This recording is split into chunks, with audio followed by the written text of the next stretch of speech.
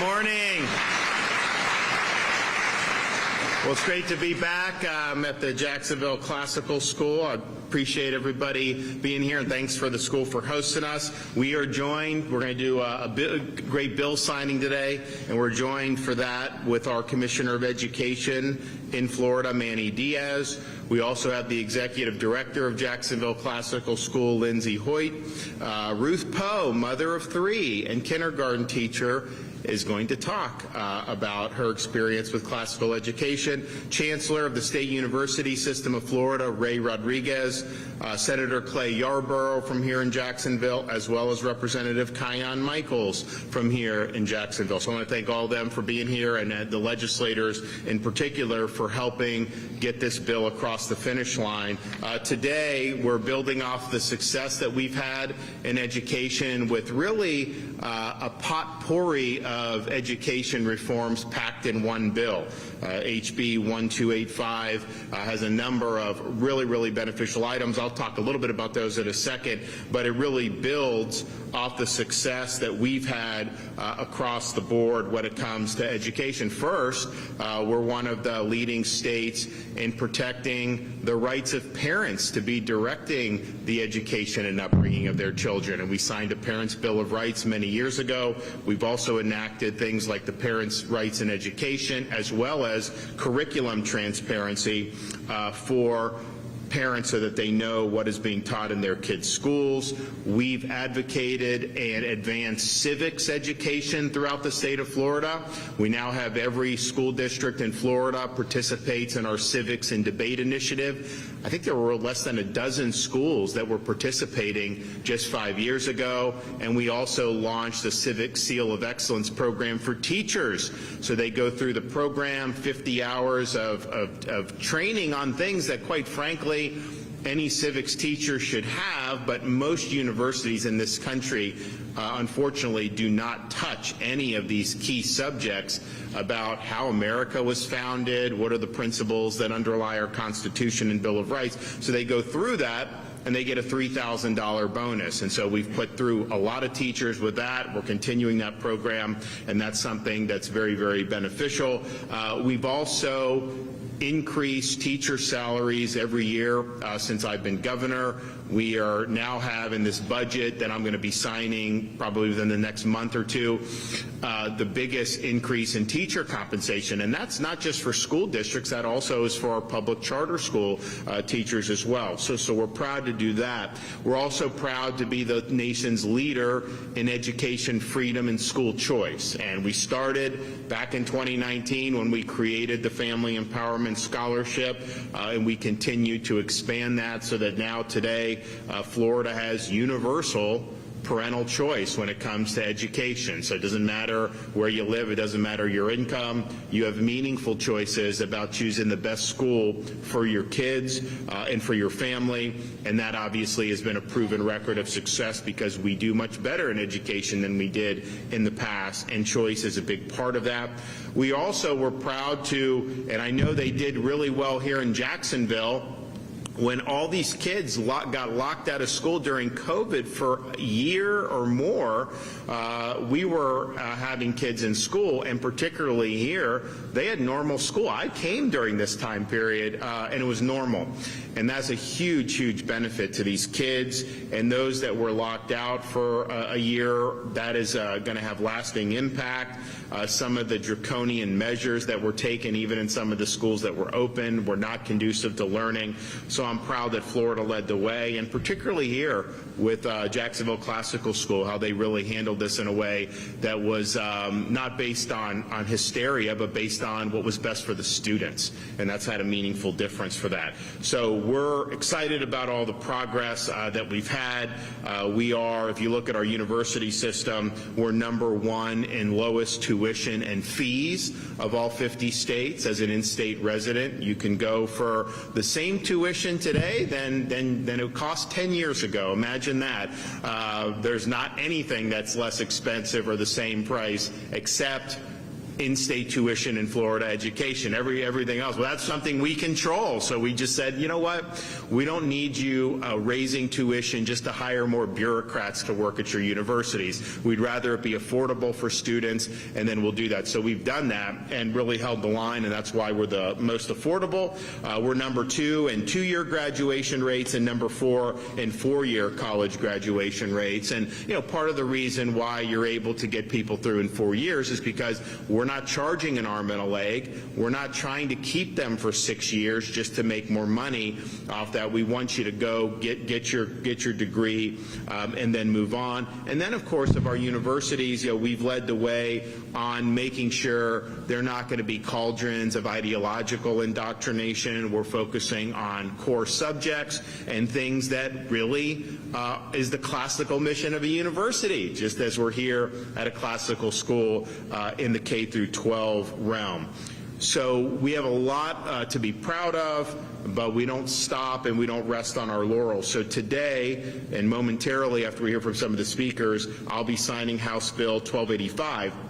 So this has a huge number of things that are going to really make a difference. One, we really believe in supporting military families when it comes to our school system, and we believe in creating pathways for students who may want to go into the military as a career. So this bill requires that school districts and charter schools provide 11th and 12th grade students with the opportunity to take the Armed Services Vocational Aptitude Battery Test, the ABSVAD, and the ability to consult with a military recruiter. Recruiting's actually down in the military. I think that's a lot because of some of the political leadership that we have directing this. That needs to be corrected, but in the same time, we want to do our part to make sure folks have opportunities for meaningful careers. The other thing that we're doing in this bill is Florida started a Purple Star School program where schools that offer certain resources for children of military members can qualify for this Purple Star. There's somebody to consult with, people that understand the transferring when you have to move every 2 to 3 years because of PCS. So there's a number of things that are unique to this that helps integrate children of military members into the school communities. So what this bill does is it wants to encourage that, so that in any individual school district, if 75% of the schools qualify as Purple Star campuses, then the whole school district can become a Purple Star school district. And that will be very beneficial for a lot of military families, and it builds off the success that we've had with that program. Another thing this bill does is it tackles some issues related to higher education. And one of these provisions is kind of it resonated with me because I had to work my way through school. So I was working jobs when I was going through. For whatever reason, there were some programs in our university system that prohibited the students from working. Part-time job if they want to. No one's required to work. I mean, you got to make those decisions. But it actually prohibited that. So this bill repeals that rule. It allows students to be able to work their way through. You're much better off doing a part-time job and paying your own way than going deeper into debt. So we should not want to forestall that opportunity for folks. And as somebody that's been there and done that, I think it's ridiculous that we would have said you're not permitted to work in some of these programs. I mean, I remember when I got to law school, I was a baseball player all through college. I was working jobs as well, and I was doing schoolwork. So I was very busy.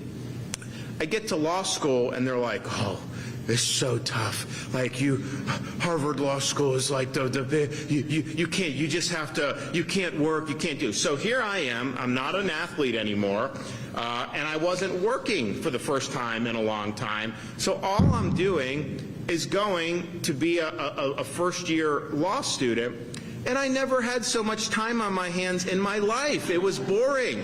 And I'm sitting there, okay, you have all this. So I immediately, after a few months of that, got some jobs and started making money to be able to put my way through. So we want people to be able to do that. I don't think there's any program that you couldn't work at all and be a part of. I just don't buy that. I think that that's nonsense. So this corrects that, which I think is really, really important. The other thing that we're doing is we're reforming our boards of trustees. So we have trustees at these universities. We have the Board of Governors.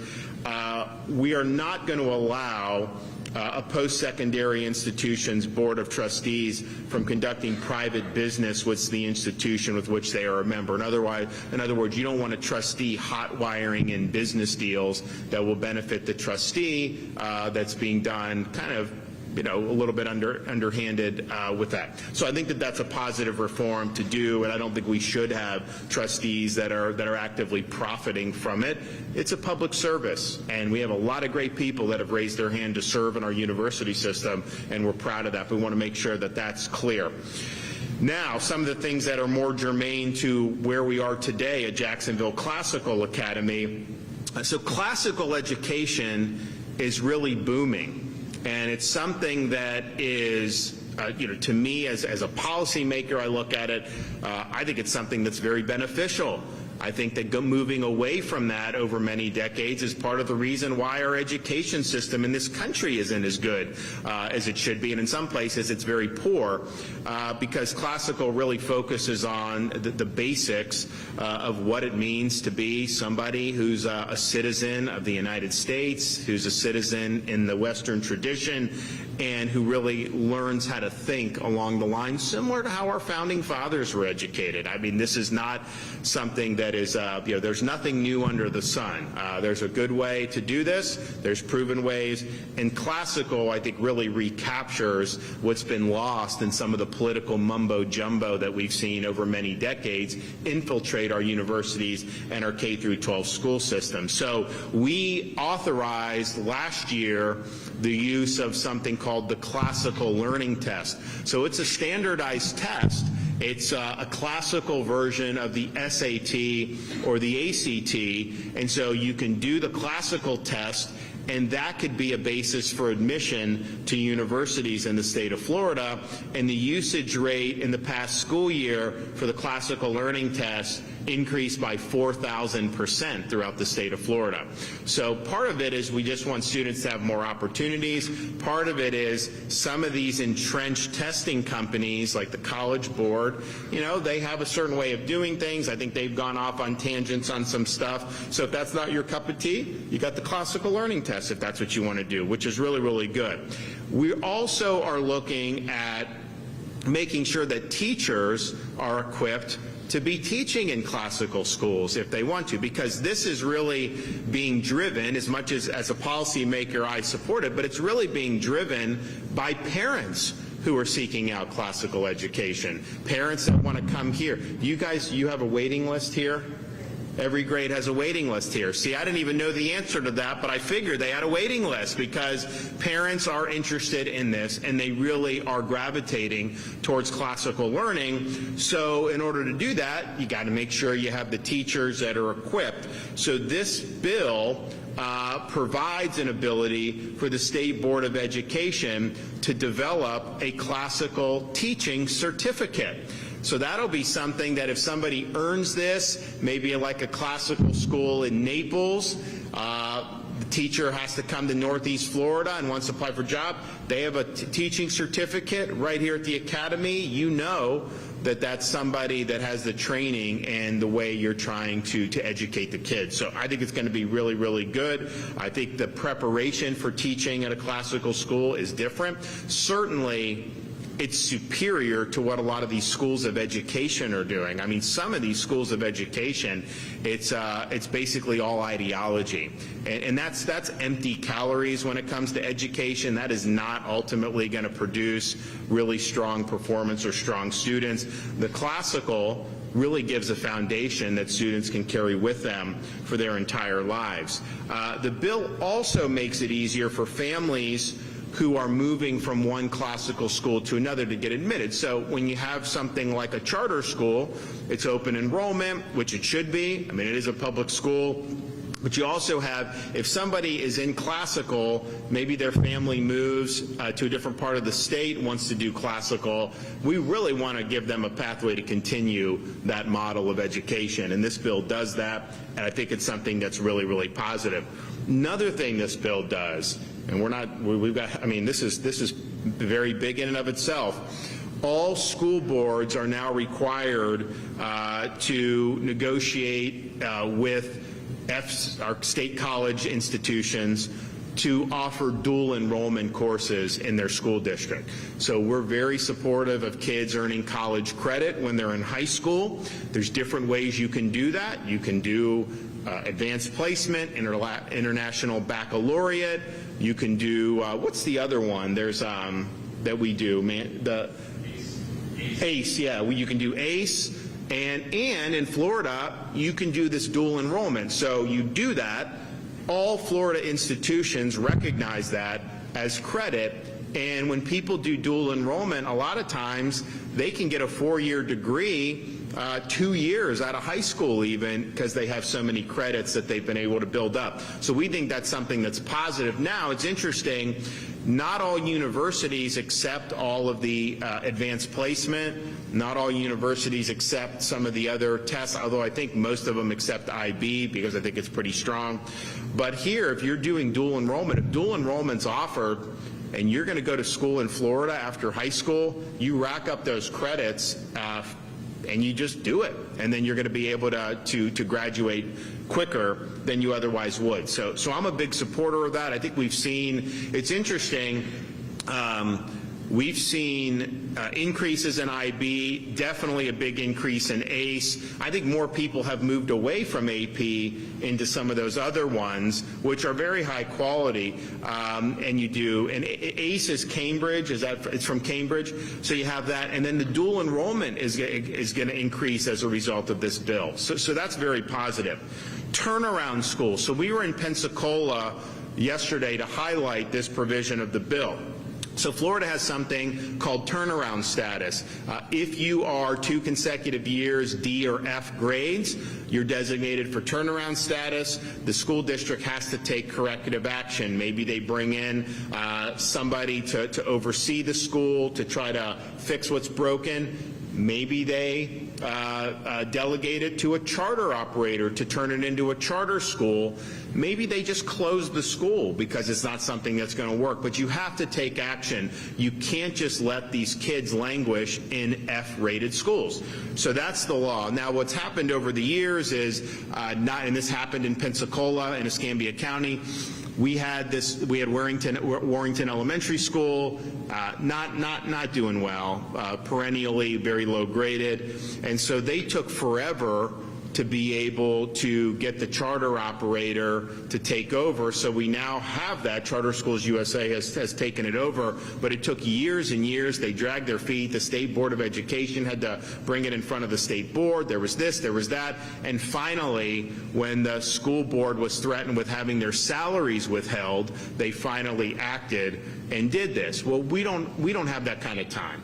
If you're in a school that's getting F grades, we can't be satisfied with that. We have to do something about it. That's what the law requires. So this requires prompt action with turnaround schools. If the district wants to remediate with the tools that are provided in law to do it, they have every right to do that. I think a lot of times bringing in an outside operator like a charter school probably is going to be more effective. Clearly, that's been more effective in Pensacola when we were at Warrington. I think everybody agrees with that. But you got to do something. You can't just language. You can't just drag your feet. We do believe in Florida that everybody can succeed.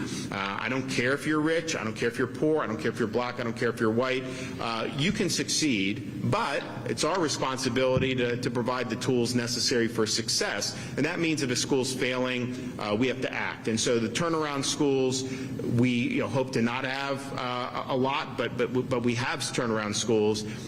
Action is going to be taken very quickly, and that's important. And then the final provision is something that is unfortunately necessary. So we have curriculum transparency in Florida. We've empowered parents to raise a red flag when you've had material that's not age or developmentally appropriate. And unfortunately, you do have sexually explicit materials that have been injected into schools, school districts throughout the country, including some in the state of Florida. And I think as a parent, you should be able to send your kid to school without having that injected in their curriculum or put in the libraries. It's just not appropriate. A lot of the stuff that's sexually explicit, when parents will raise it with a school board in a public meeting, when they will show pictures, when they will quote, the school board members usually will say, oh, no, you can't do that. That's too graphic for a public school board meeting. Okay, well, it's too graphic for that, but somehow you're going to jam it in front of a sixth grader? How does that work?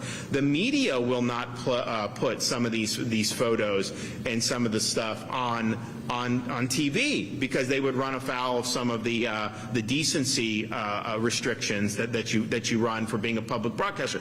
So there's all these things that's like, okay, if it's too explicit, sexually explicit for the 6 o'clock news, you're going to put it in front of a fifth grader? No, you're not going to do that. So that's unfortunately necessary to be able to give parents the ability to raise the red flag. I think what's happened, though, is you have some people who are taking the curriculum transparency and they're trying to weaponize that for political purposes. And so that involves objecting to normal books, like some of the books that I saw in the teacher's lounge, these classic books. There's people that will try to object to that because they want to create a narrative that's like, oh, all these books, you know, we don't know what's lawful or not to have. That's nonsense. All those books that have been in schools, none of that has any impact. Our Florida law has no impact on any of that. Everybody knows that, but it's kind of a passive-aggressive posture to try to create conflict, to try to generate narrative, and to advance a political agenda. So we are ensuring through this legislation, look, a parent, you have kids in school, you want to go and raise these objections, you're empowered to do that. Community members who don't have kids in school, some say, well, why should they be able to get involved in this curriculum? They don't have kids in school. Well, you know, a lot of this, some of them pay taxes, some of them help support the schools through that. So I wouldn't say that someone that doesn't have kids in school has no interest. I mean, these are important institutions in our community. So they're still allowed to lodge objections, but you can lodge one a month, because we're not going to create a cottage industry of people that are just trying to use this to advance themselves or to advance a false political narrative. And I think the legislature struck an appropriate balance. Now, Manny and the Department of Education, they're going to be holding any principals or teachers accountable who are weaponizing this. So, for example, there was a teacher in, I think, Sarasota, Bradenton area that papered over every book in the classroom saying, oh, you can't have books, the state's not letting me show you books. That's a lie. That's not true. That's performative. And so that's somebody who's entrusted to teach kids, putting their political agenda over the best interests of the students' education and their access to learning. That's wrong. So that's not going to stand in the state of Florida. So we don't have time for your activism. We don't have time for your nonsense. We have a process in place to empower parents. Unfortunately, it's necessary given what's been going on in our country, including even here in Florida. But the notion that would cause some question about whether some of these classic works of literature or things is absurd. And we know that. So this puts the kibosh on that. We're not going to sit there and indulge those frivolous complaints. So all in all, that's a lot of stuff for one piece of legislation. I think it's going to be very, very positive, and we're just going to continue to lead the way. I mean, we talked about some of the things that we've already done. We've done a lot more in higher education than I even mentioned here, and of course, we've done even more for parents than I was able to mention here. So we're going to keep the ball rolling. This piece of legislation does that, and in a few minutes it will be official, but before I make it official, I'm going to invite up some folks. So we'll start with our Education Commissioner, Manny Diaz.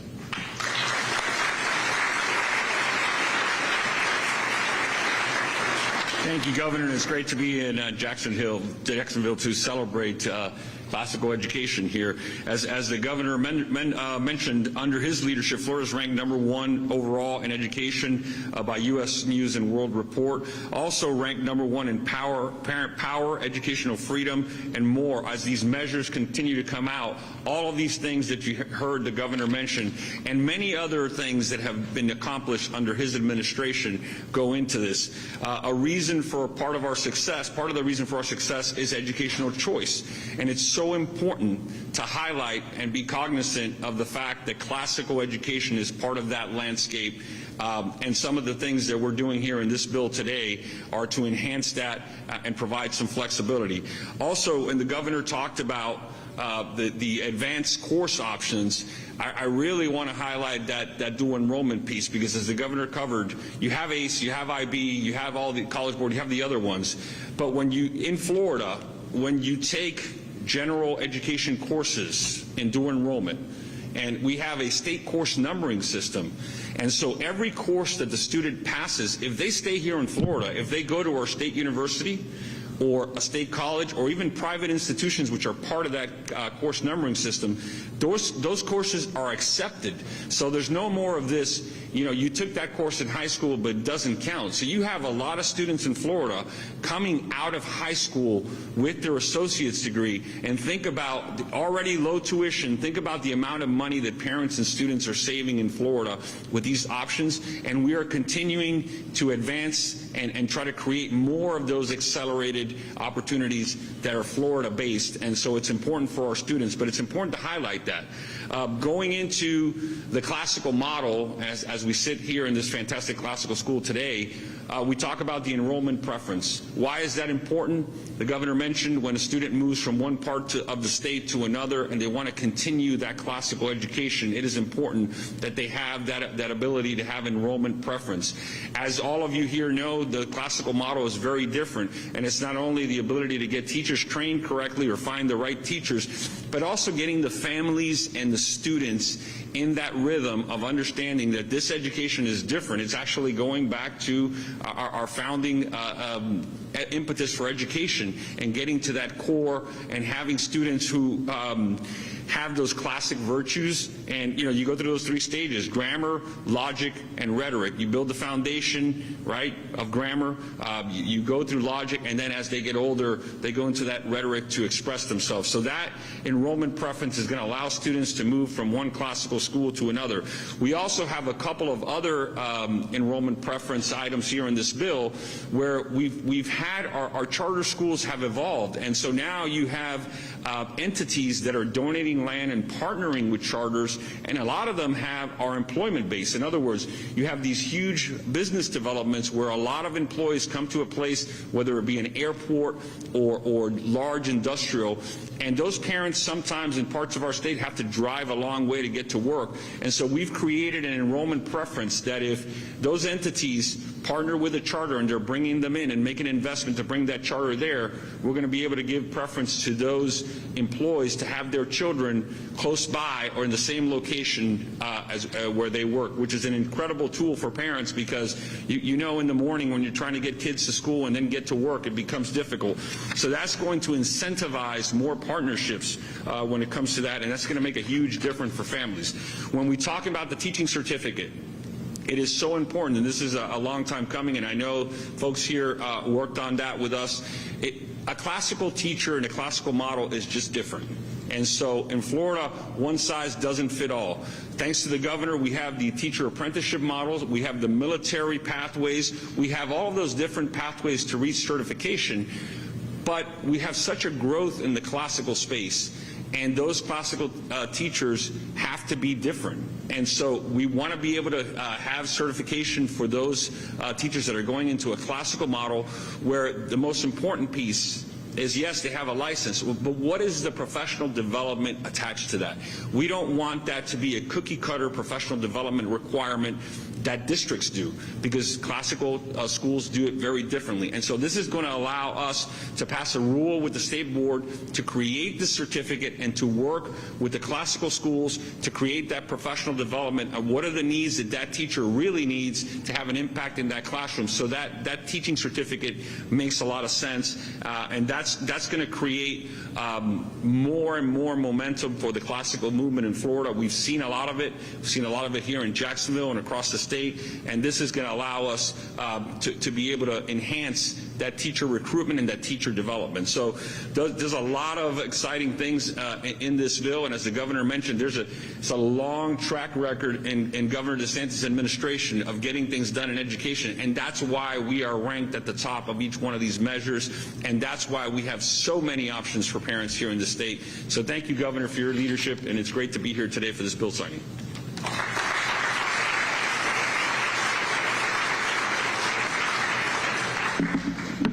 Good morning, Jacksonville. Governor, I just want to commend you for your leadership, particularly in higher education, and I want to expand on one of the points you made in this bill. This is a comprehensive bill that touches K through 12 and post-secondary education. But one of the things the governor said is very important, and I want to highlight that. This bill will prohibit universities and colleges from having programs that will prohibit students from working while they're enrolled. Now, some of these started outside of Florida, and what we see is, like a cancer, these things start elsewhere and they spread. It spread into Florida as well, where you have these programs that believe our program, as the governor commented was his experience at Harvard, is so difficult that there's no way a student can do well in our program unless they're 100% completely focused only on our academic program. So in order to ensure that we have the students that can do this, we're not going to allow students then who can work. Well, prohibiting students from working doesn't make your program elite. What it does is it takes students who are not wealthy and it drives them into debt. And that's why if you look across this nation, in 2000, the outstanding student loan debt in this nation was $200 billion. Today, that number is $1.6 trillion. Why? Because other states haven't had the leadership that we have in Florida under Governor DeSantis, where there is a commitment to keep higher education affordable and accessible. So by prohibiting universities and programs from allowing students to work, we're saying that is not the case in Florida. In Florida, students will be allowed to work their way through school. And because we've had the leadership of the governor holding the line on tuition, to my knowledge, Florida may be the only state in the nation where a student can, in their spring semester, spend summer working full-time at a minimum wage job, and at the conclusion of summer have earned enough money to pay for their tuition and fees in Florida for the following fall and spring semesters. You can do that in this state because of our leadership and because of legislation like this bill here. So thanks for your leadership, Governor. This is going to continue to help keep higher education affordable and accessible for our students here in Florida.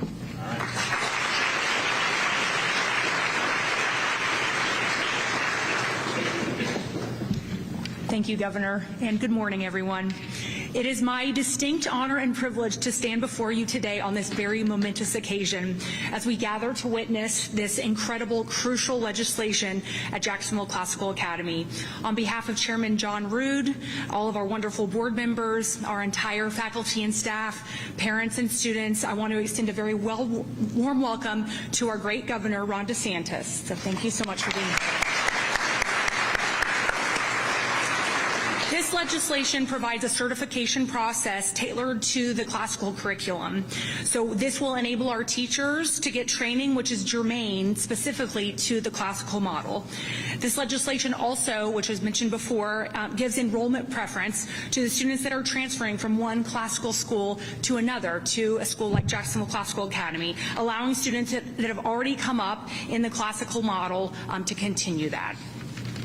I'm a mom of 2 daughters who are right now, at this very second, being classically educated, so this is personal to me. I'm reminded that classical education is traditional American education. It started with the Greeks and the Romans, and like the governor mentioned, it's nothing that we have made up, it's nothing newfangled. Our students learn what is true, what is good, what is beautiful in every single subject. And we don't teach kids what to think, we teach them how to think for themselves. So finally, I'm reminded that classical education, in my opinion, is the last way that we save the republic, because what we're doing now is we're graduating free-thinking people, virtuous Americans who are going to go out and lead the next generation of patriots to save the country. So this legislation is crucial to not only further the classical movement in this country and the state, but also our mission personally here at Jacksonville Classical Academy. So Governor DeSantis, we are honored to have you here today. We are beyond excited about what this legislation is going to do for our school and other classical schools. So thank you, Governor, for your leadership, your tenacity, your unwavering commitment to education in the state of Florida and classical education. So thank you so much.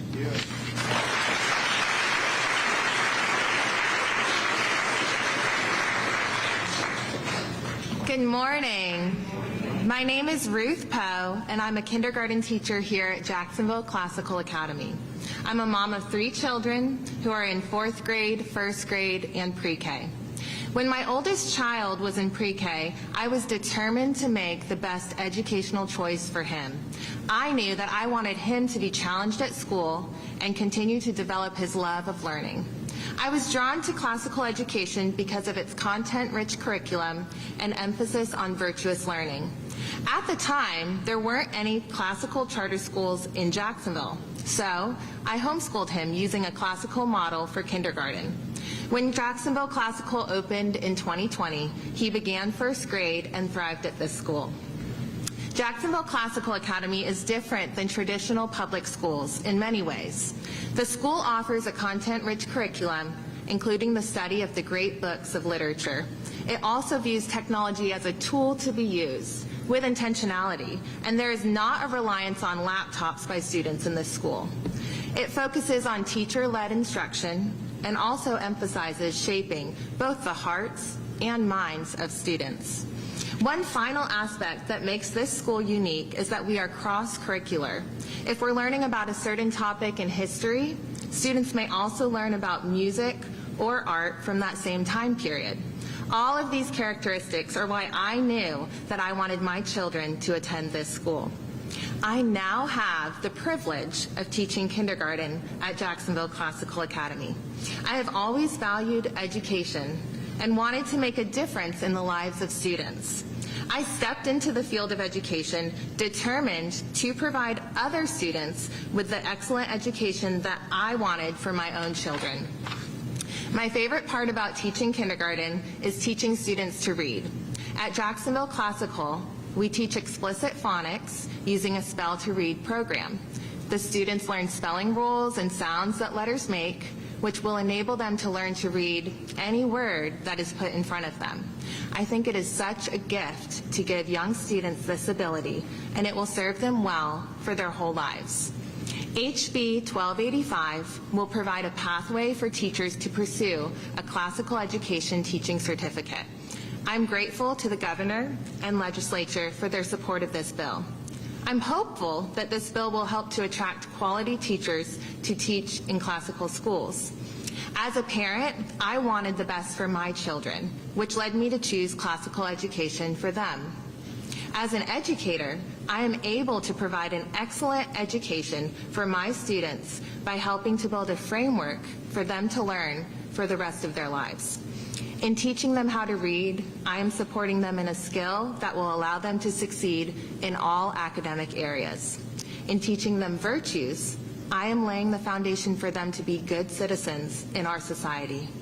I want to instill a lifelong love of learning in my scholars, and it's a joy to teach them. It is such important work, and I'm grateful to the governor and legislature for their support of students and teachers in Florida. Thank you. You guys, we're going to come, whoever's a participant, to do the bill signing. We'll make it official.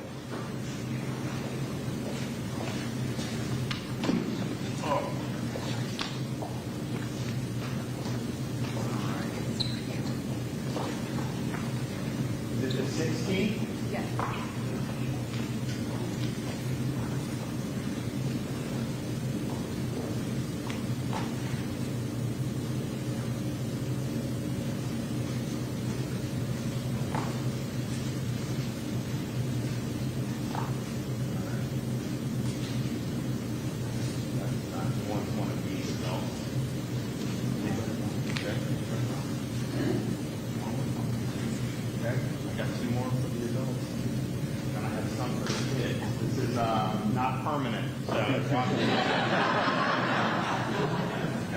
all right. I don't know if we have enough, so we'll have to see if we can do some more. Here we go. Smile for the camera, guys.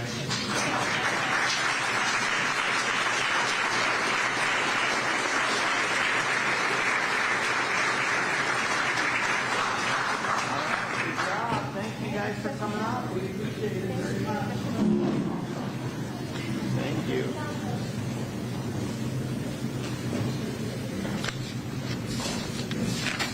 All right. Well, thanks for Jacksonville Classical Academy for hosting us.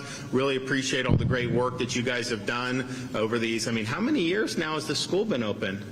This is the 4th year, yeah. I remember when it first opened. That was a big deal. So we're excited about it, and ultimately the good thing about the way Florida approaches the education is we encourage, of course, the parental choice. You can get a private scholarship, charter programs, even a lot of school districts do a lot of choice programs within there, but you have a school like Jacksonville Classical Academy as a charter school. They're not entitled to a single student. The only way they get students is if they're doing good and parents say that's where I want my kids to go. So I think it creates good incentives to provide good instruction, and clearly the fact that they've got a waiting list in every grade shows that they're doing a good job of that. Okay, any questions?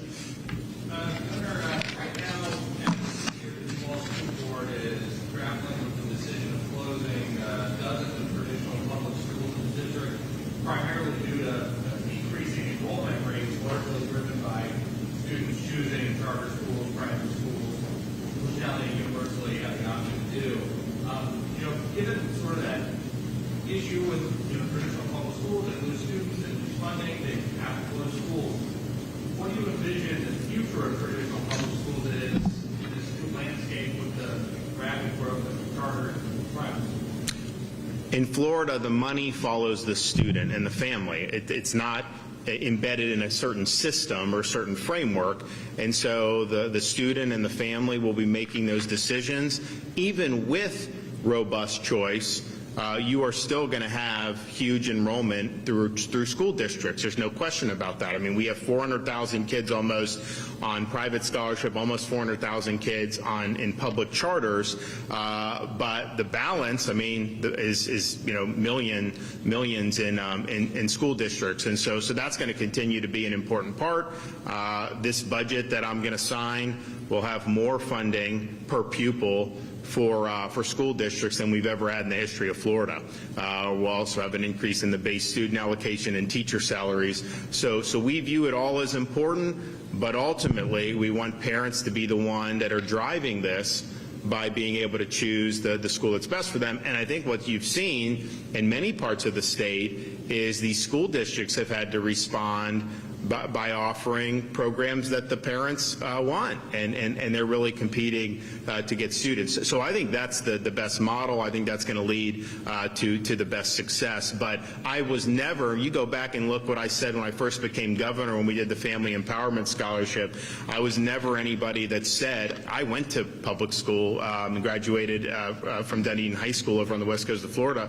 I never said that you're going to do scholarships and then not do public. Of course you're going to have that, and I want everyone to do well, but what's happened is parents have more agency over their kids' education today in Florida than they've ever had in state history, and that's a good thing. On the book challenges, the sort of most prolific challenger here in Northeast Florida, really throughout the state, a guy named Bruce Friedman, he has a student who's enrolled in Clay County Public Schools. This new regulation doesn't really seem like it'll impact him at least the next few years. I mean, what can the Department of Education, maybe this is a question for Manny, but yeah, Manny can come up. Come on. what can be done for those people who are parents who really kind of challenge an exorbitant number of books? Well, first of all, on the on the new statute, what will happen is, even though that person is a parent in Clay County, they'll be able to challenge 12 books in Clay County, one a month, not overwhelming the system. And so this is designed, like the governor mentioned before, to allow parents to have a say, allow parents to challenge books that shouldn't be in a school. But anyone who creates a cottage industry of going around the state and just creating challenges just to gunk up the system and put this school systems in the rears as far as reviewing these books, that person won't be able to do it anymore, because they'll have one challenge a month in the county they reside, and they won't be able to challenge across the state like they're doing now. Well, I mean, and it's like, just think about some of the nonsense that's happened. They said that, you're not having Rosa Parks, and yet that's on the summer reading list. Things about Hank Aaron on Book of the Month from the Florida Department of Education. So that's clearly a bad faith challenge, just trying to create a narrative that, oh my gosh, Florida doesn't have. And I know there's some people that are willing to run with that, but clearly there's no basis to support any of that.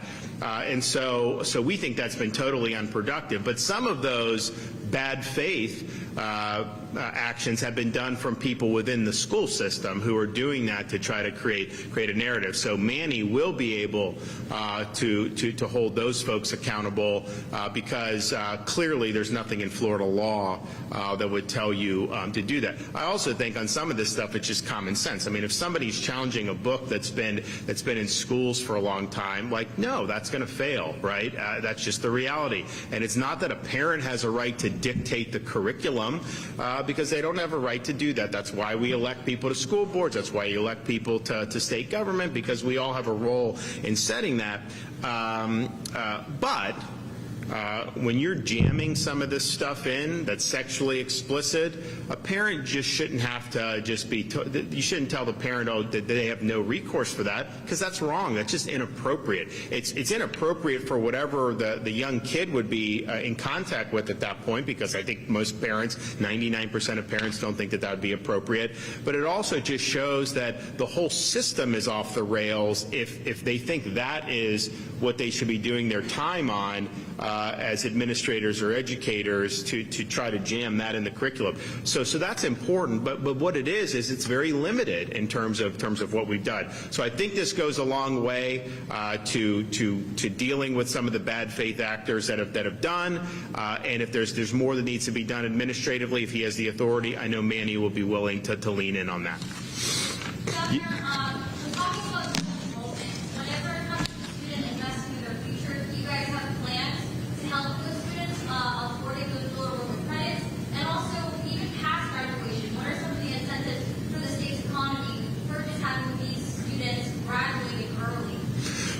Well, I mean, I think, look, I think it benefits us to give people those options as a state, but we're really doing it because it benefits the students to be able to get through, to acquire a degree as cheaply and as quickly as possible. Not everyone necessarily wants to do that. I mean, it used to kind of be a joke, particularly for SEC schools, that maybe you stick around for that 5th football season and then you go out.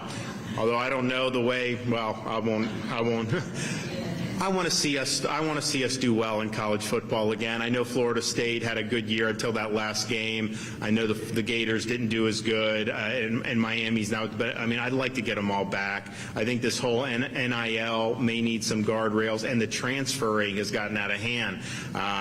Transferring once, fine, you shouldn't have to sit out, but to just treat it like a free agency where you don't know who's going to come back each year, I think that's diluted college sports. Nevertheless, people used to say, hey, maybe I'll stick around, do another football year, another football season. Well, you have a lot of people that want to get going and they want to get out there. So to be able to be out earning income with no debt is very, very significant. We have, of course, with the Bright Futures program, if you're a top high school student, you pay 0 tuition in Florida. If you're close to the top, you pay 25% of the tuition because it's a 75% deal on that. That's as generous as anywhere in the country, especially given how low our tuition is. But that's one of the reasons why we've held the line on tuition, because we want this to be attainable. And Chancellor Rodriguez pointed out, with tuition being the same that it was 10 years ago in Florida, in spite of all the inflation we've seen, this has been the most inflationary period that we've had in our economy. You got to go back 40 years to be able to find something. Groceries, all these things that have gone up.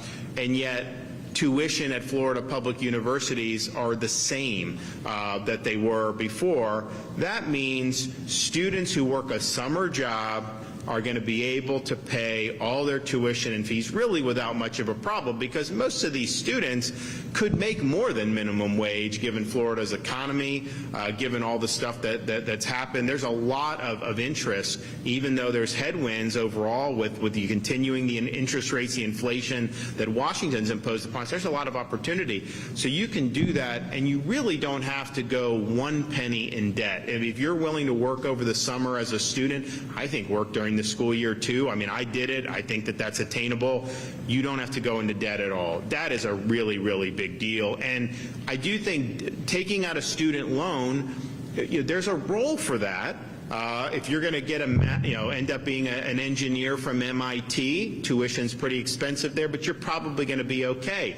Some of the people going to medical school or something, I understand that, and that should be available for folks.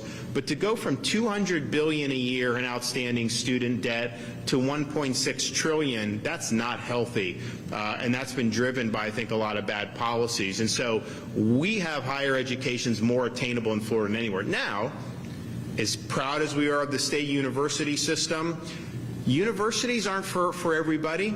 We want vocational education and workforce development, and we've done a whole host of things with that.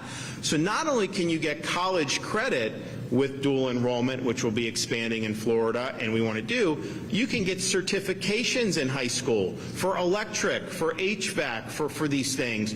You have kids will get hired right out of high school and be gainfully employed and do very well. So we believe that's a very good pathway. We've worked really hard with our state colleges to have programs that are responsive to the job markets, that students can get skills there at a minimal cost and then go on and be productive. So I'm really, really appreciative of what we've been able to do, and we're going to continue to do that. Having people have to mortgage their entire life's future over some piece of paper is not the incentives you want to be creating. And I'm happy in Florida that's not what we've done. Yes, sir. There are a lot of emphasis on academia. You play baseball. Are there organized, sanctioned sports programs available for student athletes that may decide to come to classes? Yeah. They do have an athletic director, and that's something we definitely support. We want to make it so that folks can have those opportunities. We've also kicked around different things, and I'm actually open to it. How they treat football, or some of the coaches in high school in Florida compared to some of these others, is different. It's more, I don't want to say that money's everything, but I think you can make more money being like a high school football coach in Georgia, because you can have parents they can do boosters and stuff. And look, I know there's got to be guardrails on that, but I want it to be attractive to coach. I think that that's really important, and I think athletics plays a really, really important part, especially in a state where you can play sports. As a baseball player, I played year-round as a kid. You can do that in Florida. It's depressing when you would go, I was up in New England, and you get snowed out of a game in late March. That would not have happened in Florida. So we're very blessed that we have opportunities here for that, and that's something that we want to do. And if you think about it, we produce some of the best high school football players every year. We produce some of the best high school baseball players every year. Golf, tremendous golf. We're doing now, we've done from where we were 20 years ago, women's soccer. Look at our programs at Florida State, some of those places. So there's a lot of really, really good stuff. But athletics is important. I'm going to be signing another bill that the legislature did to ensure that certain patriotic organizations have access to campus. And some of the things that some of those organizations are things like Little League Baseball that that they can come to campus, that they can let the students know and the parents know what's available in their community. So some of that, obviously, we want programs at the schools, but we also want to make sure that these community organizations that are doing good stuff, that people have the opportunities to be able to do. You know, there's a lot of different. When I was growing up, at least from the baseball perspective, it was simple. You did whatever little league programs were. You know, there was a t-ball, then a slow coach pitch, then you got into the main little league. Then when you got out of there, you graduated the big field. You did. Now they have these travel teams. They have this and that. I don't even, I asked some of my friends who were involved in professional baseball, I go, how do you make sense of this? But there's travel ball, there's a lot of stuff that they're doing now that is that is just different. So it used to be a little bit more cookie cutter. Now it seems like it's a little bit more specialized, but the more we can have options for kids when they're particularly in elementary and middle school, I think is really, really important. So, well, listen, thanks everybody. I'm really excited to be here, really excited to sign this piece of legislation and keep up the good work. Thank you.